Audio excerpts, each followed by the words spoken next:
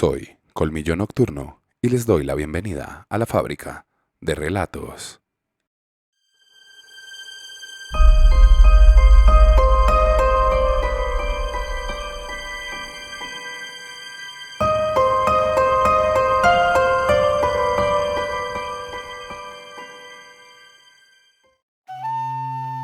En los anales del folclore estadounidense, pocas criaturas han capturado la imaginación del público como Bigfoot, también conocido como Pie Grande o Sasquatch.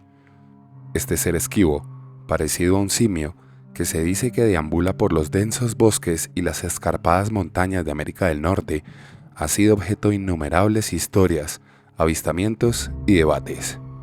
Sin embargo, entre la infinidad de historias que rodean a este críptido, una en particular es destacada por su contexto histórico y significado cultural únicos: la poca conocida leyenda de la guerra Bigfoot de 1855, que supuestamente enfrentó a la orgullosa nación Choctaw contra un grupo de monstruosas bestias peludas en lo que hoy es el condado de Leflore, Oklahoma. Normalmente se toma a los Bigfoot por criaturas gentiles y tranquilas que merodean por los bosques, buscando no ser vistos con regularidad o, incluso, interactuando con diferentes formas de comunicación con los humanos. Pero varios son los reportes de personas que han sido atacadas o hasta secuestradas por estos misteriosos seres. Esta historia, con su mezcla de cultura de los nativos americanos, violencia fronteriza y misterio criptozoológico, parece resumir la esencia misma del fenómeno Bigfoot, una mirada tentadora a un mundo donde los límites entre el mito y la realidad se desdibujan. Nos adentramos, pues, lentamente, un poco en contexto histórico de esta increíble y dramática historia. Para apreciar plenamente el significado de la leyenda de la guerra Bigfoot, es esencial comprender la rica historia y tradiciones de la nación Choctaw. Los Choctaw, una tribu nativa americana que originalmente habitaba en el sureste de los Estados Unidos, eran famosos por sus proezas como guerreros y cazadores. Sus habilidades en el campo de batalla se perfeccionaron a lo largo de siglos de conflictos intertribales y más tarde a través de su participación en guerras de la era colonial y la Guerra Revolucionaria Americana. Una de sus principales características como guerreros y cazadores era su formidable disciplina militar, enfocada en las tácticas de sigilo, rastreo y combate cuerpo a cuerpo. Adicionalmente, como si se tratara de cualquier leyenda bélica, los guerreros y cazadores Choctaw eran entrenados desde una temprana edad, lo cual los hacía unos adversarios formidables para cualquiera que quisiera entrar en sus tierras. Zonas de espesos bosques y follajes, moteados con ciénagas y pantanos. Sin embargo, nada prepararía a estos entrenados guerreros para lo que tendrían que enfrentar. En 1855, la nación Choctaw y sus vecinos empezaron a ser víctimas de misteriosos ataques en sus tierras. Desaparición de ganado, cosechas y otros recursos de la tribu comenzaron a sucederse de manera escalante. Los misteriosos atacantes no dejaban rastro de sus incursiones, tampoco atacaban en los sitios donde se dejaba guardia. La situación se fue volviendo más preocupante cuando los extraños invasores fueron adentrándose más y más en terreno Choctaw. A pesar de todo esto, lo que fue realmente inquietante fueron los reportes de desapariciones repentinas de mujeres y niños. Estas personas desaparecían sin dejar rastro. Lo único que se podía encontrar de ellos en algunas ocasiones eran los utensilios que llevaban consigo. Ante la creciente amenaza de las misteriosas incursiones, los líderes Choctaw sabían que necesitaban montar una respuesta rápida y decisiva. Basándose en sus antiguas tradiciones guerreras, reunieron un grupo de combatientes élites conocidos como los Light Horsemen, traducido literalmente al español como los cabalgantes ligeros. Sin embargo, este nombre hace alusión a su increíble habilidad y velocidad a lomos de un caballo. El objetivo de este grupo élite era localizar y eliminar la amenaza. Los Light Horsemen eran la principal fuerza militar de la nación Choctaw, un grupo de hábiles guerreros y rastreadores que tenían la tarea de mantener la ley y el orden dentro del territorio de la tribu. Al frente de los Light Horsemen estaba Joshua LeFleur, una figura respetada dentro de la tribu, conocido por su sabiduría, coraje y habilidades diplomáticas. Junto a LeFleur se encontraba Hamas Tubby y sus 6 hijos, nativos americanos simplemente enormes, los cuales sobrepasaban los 7 pies de alto, un poco más de 2 metros. Cada uno de estos formidables guerreros pesaba más de 300 libras, unos 135 kilos aproximadamente. Eran famosos por su valentía y sus extremas habilidades en combate, principalmente a caballo. El grupo era conformado aproximadamente por unos 30 guerreros, armados hasta los dientes. Los guerreros Choctaw emprendieron el viaje. A medida que se aventuraban más profundamente en sus propias tierras, los Light Horsemen encontraron señales de la presencia de los asaltantes, campamentos abandonados, ramas rotas y alguna que otra huella o trozo de tela. Sin embargo, la verdadera naturaleza de su enemigo seguía siendo un misterio, escondida en algún lugar entre la densa maleza y el terreno accidentado. A medida que los Light Horsemen se adentraban en bosques y pantanos, los signos de la presencia de su presa se volvían más siniestros. El otrora vibrante bosque parecía volverse más silencioso con cada milla que pasaba, como si incluso los pájaros y las bestias fueran conscientes de algún peligro invisible que acechaba en las sombras. Luego, sin previo aviso, los guerreros fueron asaltados por un hedor tan abrumador que casi los derribó de sus caballos, el inconfundible olor a muerte y descomposición.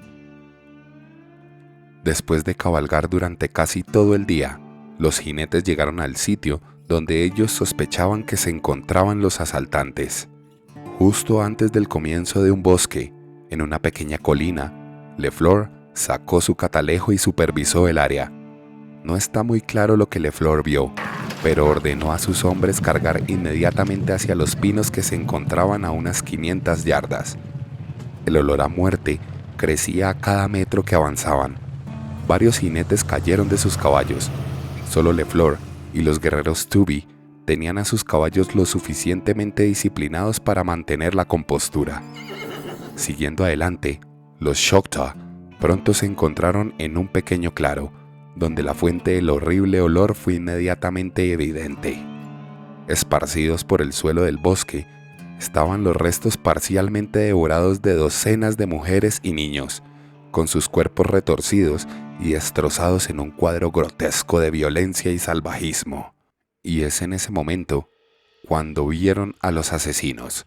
El grupo era numeroso, pero la gran mayoría huyeron al otro lado del claro. Solo 3 se quedaron para confrontar a LeFleur y a los guerreros Tubby. Inmediatamente se dieron cuenta que no se enfrentaban a guerreros o ladrones humanos. Enfrente de ellos, rugiendo y golpeando sus pechos, se encontraban 3 criaturas cubiertas de pelaje, de más de 2 metros, erguidos sobre 2 patas, retándolos al combate. Enfurecido, LeFleur sacó su revólver, su sable y cargó contra la más grande de las bestias. En respuesta, la criatura también se abalanzó sobre él y con un rápido golpe de su mano impactó el caballo de LeFleur, aplastándole la cabeza y matando al animal al instante. LeFleur aprovecha la caída para rodar sobre el suelo y rápidamente se pone de pie y empieza a disparar en múltiples ocasiones contra su oponente, impactándolo en el pecho. Cuando se quedó sin municiones, LeFleur saca su cuchillo de guerra y ataca a una segunda criatura que había salido del bosque para atacarlo por detrás, causándole terribles heridas y haciéndola gritar y gruñir de dolor. El ataque de LeFleur fue tan rápido y brutal que hasta los guerreros Tubby estaban hasta ahora entrando en batalla. Empezaron a disparar a las criaturas con sus rifles Búfalo calibre 50, mientras cabalgaban directamente hacia ellas. Una de las bestias fue abatida inmediatamente. LeFleur se encontraba en un combate mano a mano con otra criatura, pero en ese preciso instante, Uno de los 2 animales restantes aprovechó el descuido de LeFleur, lo alcanzó por detrás, tomó su cabeza y se la arrancó de los hombros con una fuerza increíble. Tal acción enfureció de manera descontrolada a los guerreros Tubi, que se abalanzaron sobre las peludas criaturas, matando a la segunda de ellas casi al instante. La tercera, gravemente herida, intentó huir, pero Robert Tubi, el más joven de los hijos de Hamas Tubi, de tan solo 18 años, espolea a su caballo para seguir a la bestia.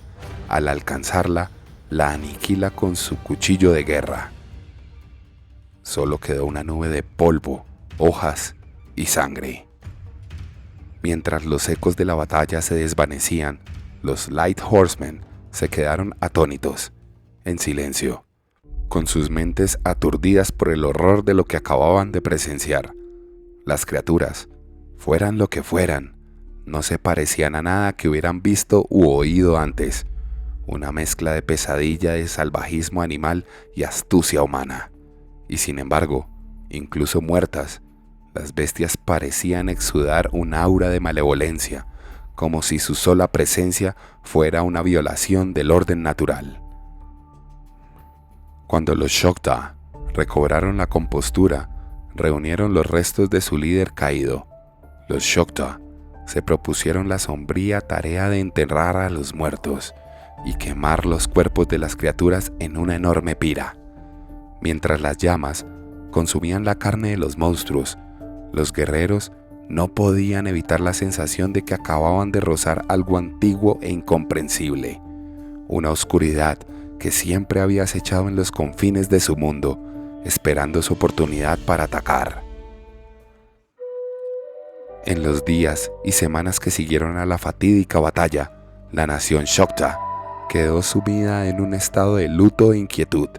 La pérdida de Joshua LeFleur, uno de sus líderes más respetados y queridos, fue un golpe que impactó el corazón mismo de la tribu. Los Light Horsemen también se vieron profundamente afectados por el trauma del encuentro, y muchos de los guerreros, particularmente el clan Tubi, informaron pesadillas vividas y aterradoras de las criaturas a las que se habían enfrentado. A medida que la noticia del incidente se difundió por toda la región, los Shokta se encontraron lidiando con una realidad nueva e inquietante. Las criaturas que habían encontrado, que parecían desafiar todas las leyes conocidas de la naturaleza, habían sacudido su comprensión del mundo y su lugar dentro de él.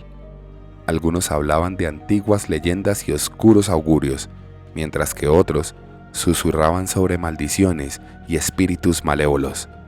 Pero todos estuvieron de acuerdo en que la guerra Bigfoot, como llegó a conocerse, marcó un punto de inflexión en la historia de la tribu, un momento en el que el velo entre lo natural y lo sobrenatural se rasgó.